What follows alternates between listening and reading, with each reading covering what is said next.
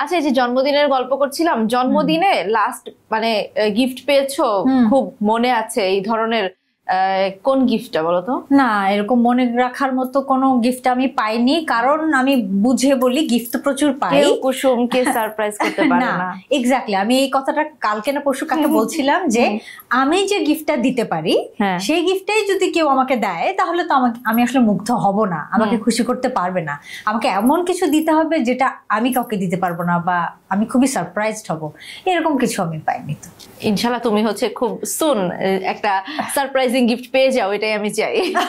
হ্যাঁ, ধরো আমার সারপ্রাইজিং গিফট কিরকম বলি, ধরো আমাকে টিকিট কেটে নিয়ে এসে বলবে যে চলো কাঞ্চনজঙ্ঘা দেখে আসি বা K2 দেখে আসি বা মাউন্ট এভারেস্ট দেখে আসি, এরকম হতে হবে। তো তুমি ওই একটা বক্স পাঠিয়ে দিও যে বলবে আর তুমি যাওয়ার জন্য পাহাড় দেখার জন্য আমি যে কোনো সময় প্রস্তুত করি, আমার জঙ্গল পাহাড় খুব প্রিয়। ইনশাল্লাহ যাও। আচ্ছা, তোমাকে তো প্রেমের অনেক গল্প শুনলাম, কিন্তু আসলে কুসুমের তো আলাদা একটা ভাবনা থাকে। আমি যতদূর জানি যে কুসুম সবকিছু নিয়ে মাথায় খুব ভাবে, তো প্রেমের সংজ্ঞাটা আসলে কুসুমের কাছে কি? প্রেমের সংজ্ঞা আমি বলতে পারবো না, আমি ভালোবাসার সংজ্ঞা দিতে পারি, কারণ প্রেম আমার কাছে খুব সিরিয়াস না, সিরিয়াস ইস্যু না। এবং প্রেম আমি দেখেছি আমার অভিজ্ঞতা থেকে যে দীর্ঘদিন থাকলে, সেটা বলতেছিলাম যে খুব ক্ষণস্থায়ী আমি প্রেফার করি। হ্যাঁ, দীর্ঘস্থায়ী হলে আমি এবং আমার আশেপাশে আমি যত মানুষকে চিনি দেখেছি জীবনে, কম তো দেখিনি এই বয়সে এসে, আমি দেখেছি প্রেম দীর্ঘস্থায়ী হয়ে গেলে সেটা খুব খারাপ পর্যায়ে চলে যায় এবং শেষটা খুব বাজেভাবে হয়। এই জন্য আমি বলি যে প্রেম অল্প দিনের হলে খুব সুন্দর হয়, চার্মিং হয়। আর তুমি যদি ভালোবাসার কথা বলো, ভালোবাসা সম্পূর্ণ ভিন্ন জিনিস।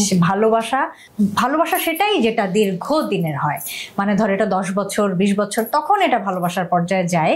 এবং ভালোবাসা হচ্ছে সেটাই যে আমাকে আমার মতো করে যে দেখবে, দেখতে পছন্দ করবে, আমাকে পরিবর্তন করতে চাবে না, আমি যেভাবে জন্ম নিয়েছি সেগুলো ভালোবাসবে এবং একইভাবে আমাকেও তাকে সেইভাবেই শ্রদ্ধা সম্মান করতে হবে।